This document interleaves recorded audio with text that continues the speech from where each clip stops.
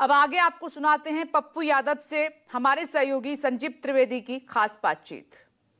अहमदाबाद के एआईसीसी अधिवेशन में एक बात लोगों को आश्चर्य कर गई।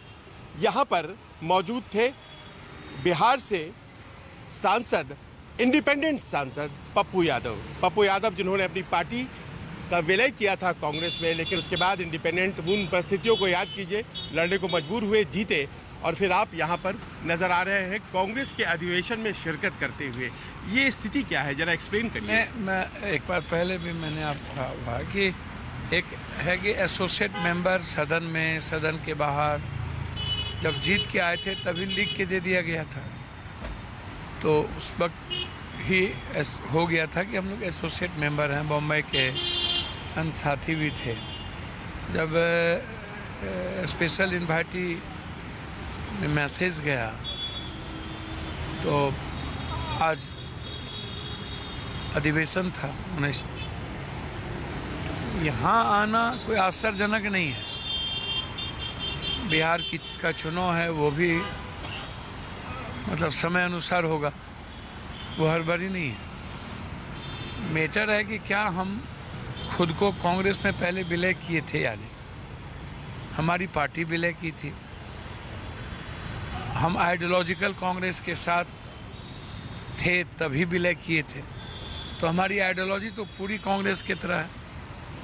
दूसरी बात, जब हम राहुल गांधी जी, प्रियंका गांधी जी पर मेरा कंप्लीट ट्रस्ट है और हम दोनों आदमी को आइडियोलॉजिकल स्वस्थ राजनीति का हिस्सा मानते हैं और हमारा रास्ता दोनों नेता के साथ है।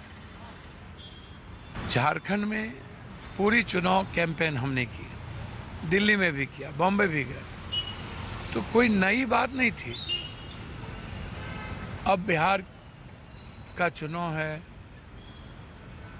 कांग्रेस नेतृत्व पूरे देश में कांग्रेस को मजबूत करना चाहती है। जो कांग्रेस की परंपरागत वोट हुआ करता था, दलित, माइनॉरिटीज, ईबीसी, ऊंची जात, कांग्रेस अपनी वोट की ओर, अपने संगठन को मजबूत करना चाहती है। पन्ना लेवल की ओर बूथ वाइज ही नहीं, बूथ वाइज से भी छोटे स्तर पर संगठन को ले जाना चाहता है। और इतना ही नहीं, वो जिला कमेटी को बहुत ज़्यादा तवज्जो दी, जिला कमेटी को, जिला अध्यक्ष को, उसकी प्राथमिकता वो बहुत ज़्यादा दी।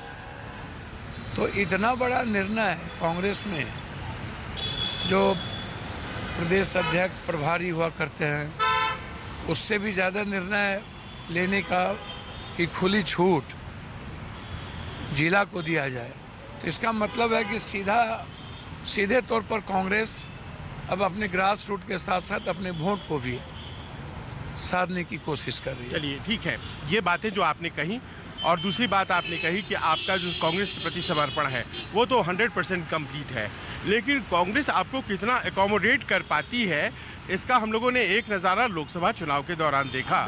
जब वो आपको एकोमोडेट नहीं कर पाई तो आपको एकोमोडेट करने लगी है अब क्या? नहीं, देखिए, गठबंधन धर्म भी बहुत ज़्यादा मजबूरी होती है, कई तरह की परिस्थितियाँ आती हैं ऐसा। और मैं कई बार कहा हूँ कि मेरी ताकत, मेरी सच्चाई कभी कभी मेरी कमजोरी बन जाती है। बहुत सारी चीज़ें स्टेट लेवल पर, सीनियर लोगों के लेवल पर भी राजनीति होती रहती है, चलती रहता है, सभी दल की बात है। लेकिन हम जिस नेता के साथ हैं, राहुल जी, प्रियंका जी और सोनिया गांधी जी का जो हमारे प्रति स्नेह है, तो मुझे लगता है कि दिक्कत आती जाती रहेगी। पार्टी है, बड़ी पार्टी है, देश की सबसे बड़ी पार्टी है। भले बीजेपी अपने को कह दे कि ये उत्तर भारत की पार्टी हो सकती है, लेकिन पूरे देश की नॉर्थ साउथ से लेके यदि आप देखेंगे तो कांग्रेस आज भी सबसे बड़ी पार्टी है। हाँ, ठीक है।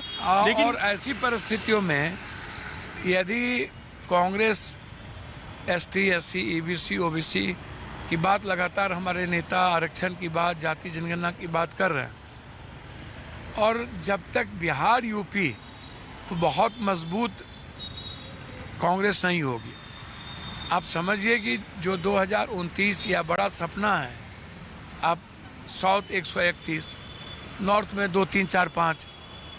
तो हिंदी पट्टी में कांग्रेस का मजबूत होना बहुत जरूरी। हरियाणा है, पंजाब है, महाराष्ट्र भी रहेगा कांग्रेस, छत्तीसगढ़, मध्य प्रदेश, यूपी, बिहार, यहाँ कांग्रेस का मजबूत होना जरूरी है। खास तौर पर बिहार, जहाँ से पूरी दुनिया को राजनीतिक रूप से एक संदेश आता है। और आप खुद सोचिए, एनडीए जीता ही कोसी, सीमांचल, मिथिलांचल से। और पप्पू यादव का आप ऐसे समझिए कि हम वैसे जाति की राजनीति नहीं करते या ओबीसी की राजनीति नहीं करते। हम राजनीति करते हैं युवाओं की, गरीबों की, आम आदमी की। लेकिन जो पप्पू यादव की पहचान है, उसमें टाइटिल जो लगा हुआ है, जिसकी संख्या 17% है, या पप्पू यादव सभी जात के यूथ की बात यदि हम करते हैं, तब भी हम पिछड़े और अगड़े सब में हैं। तो ऐसे परिस्थिति में जब आप पहले ही हमें विलय, हमारी पार्टी हो चुकी है और हम एसोसिएट सहभागी हैं और लगातार कांग्रेस के लिए हम काम कर रहे हैं, तो अब तो मेरी भूमिका तय कांग्रेस नेतृत्व को करना है, प्रभारी को करना है। ये सही बात है कि अभी तक मेरे लिए कोई भूमिका तय नहीं की गई, या हमें संगठन बनी। अब हमारा क्या दायित्व बनता है तो कांग्रेस को देखना है। मैं इंतजार कर रहा हूं कि कांग्रेस क्या दायित्व दे। ठीक है बाबू जी, लेकिन सबको ये पता है कि आरजेडी के साथ आपके संबंध अच्छे नहीं हैं। आप आरजेडी के उम्मीदवार को हराकर लोकसभा पहुंचे हैं और आरजेडी कांग्रेस की प्रबल सहयोगी एक चुनाव से नहीं, लगातार कई चुनाव से रही है। तो क्या आप हिंट करना चाह रहे हैं कि पप्पू यादव आ जाएंगे तो आरजेडी की जरूरत नहीं पड़ेगी? नहीं, ऐसा नहीं है। हम तो चाहेंगे कि लालू यादव जी के साथ गठबंधन हो। हम हमेशा कहते हैं गठबंधन की राजनीति, सारी राजनीति हमारे नेता तय करते हैं। मैं वहाँ कहीं नहीं होता और नेताओं की विचारधारा में मेरा कोई इंटरफेयर नहीं। तो आप इंडिपेंडेंट नेता हैं, अकेले नेता हैं, अपने दम पर चुनाव जीत के आए हैं। मैं अपने दम पे चुनाव जीत के आया हूँ, लेकिन एसोसिएट हूँ ना, लगातार राहुल जी, प्रियंका गांधी के विचारधारा के साथ चल रहा हूँ ना। तेजस्वी ने तो बहुत स्पष्ट किया ना कि आपके खिलाफ उम्मीदवार दिया, तो ये कॉम्बिनेशन बन कैसे रहा है? अहमदाबाद में यही सवाल है आपसे। मेरे लिए बहुत क्लियर है, यदि एनडीए को हम चैलेंज करना है तो हमें जरूरी नहीं है कि हमेशा मैं अपनी महत्वाकांक्षा देखता रहूं। हमें 2 कदम पीछे भी हटना पड़ेगा और तेजस्वी जी को अहंकार भी छोड़ना पड़ेगा। आप जैसी जैसी बातें उनके लिए बोल देते हैं तो तेजस्वी अहंकार छोड़े, लेकिन इतिहास कैसे नीचे चला जाएगा? आप जैसे तेजस्वी जी ने खुद मुख्यमंत्री घोषित कर लिया, हाँ, लेकिन मुख्यमंत्री तो राहुल गांधी जी, प्रियंका गांधी जी, सोनिया गांधी जी, खड़गे जी, लालू जी, माले मिल के तय करेंगे। हम स्वयं भू भगवान तो हो नहीं सकते। खुद उन्होंने कह दिया भुइयां की रैली में। भैया, जब कई बार हमारे नेताओं के द्वारा हुआ है कि मुख्यमंत्री बैठ के तय होगी, और जरूरी नहीं है कि हमारे नेता अभी तय करें, वो तो निर्णय उनको लेना है।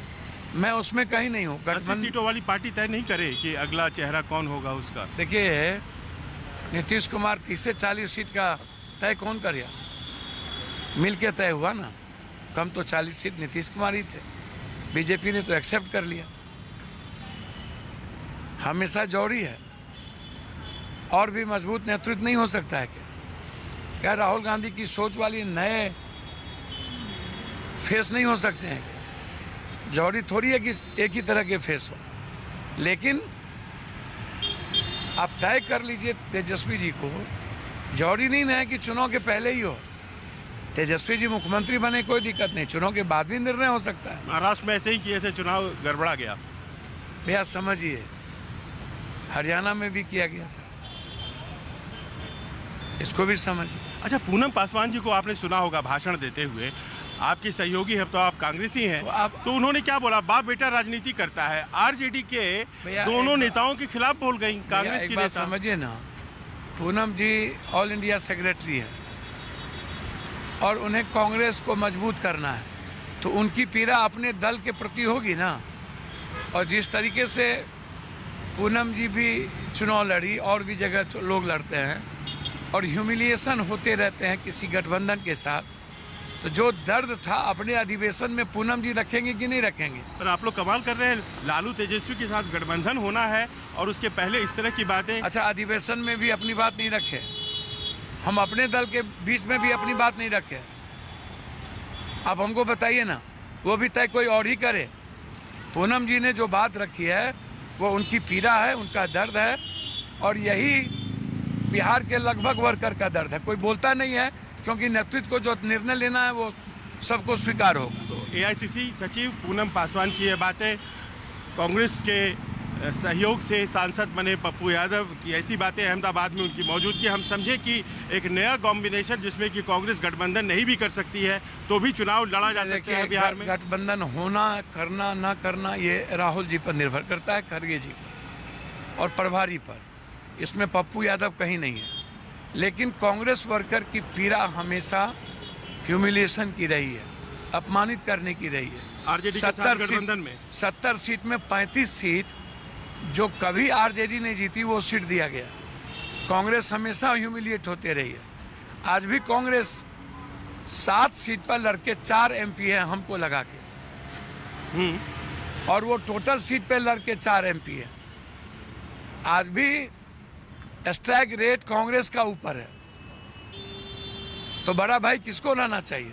तो आप लोग सफोकेटेड फील कर रहे हैं? आपको लगता है कांग्रेस आरजेडी के साथ गठबंधन में सफोकेशन फील करती है? मैं नहीं फील करता, लेकिन वर्कर को कहीं न कहीं ह्यूमिलिएशन होता है, तब तो पीड़ा दर्द पूनम जी का दिखा। सफोकेशन नहीं है, ह्यूमिलिएशन जरूर है। ह्यूमिलिएशन भी होता है, और जब ह्यूमिलिएशन होगा तो निश्चित रूप से आगे कितना विश्वास करके चला जा सकता है ये तो नेतृत्व तय करे, लेकिन बिहार के वर्कर के बीच संशय बनी रहती है। अल्लाह वेरू जी से आपका संपर्क? अच्छा संबंध भी है, अच्छे लोग भी हैं। आपको मैंने बेगूसराय में सुना था ये कहते हुए कि उन्होंने कहा है कि आप उस तरफ देखिए पप्पू जी। नहीं, जब आप गए थे एक वहाँ पर लीड कर रहे थे। मुझे उन्होंने कुछ नहीं कहा।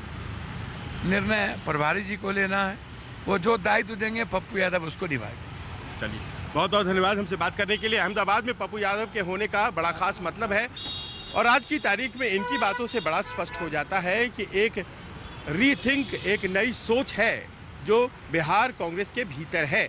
अब ये किस तरह का आकार लेती है? क्या वो आरजेडी कांग्रेस का एक पुराना, दशकों पुराना गठबंधन है, उसके लिए खतरा बन सकती है, या फिर कहीं 2 कदम पीछे हट करके आरजेडी जो नया आकार है कांग्रेस का उसे स्वीकार करने के लिए तैयार है? इसे आने वाले वक्त में देखा जाएगा। कैमरामैन नितिन के साथ संजीव त्रिवेदी, न्यूज़ 24, अहमदाबाद।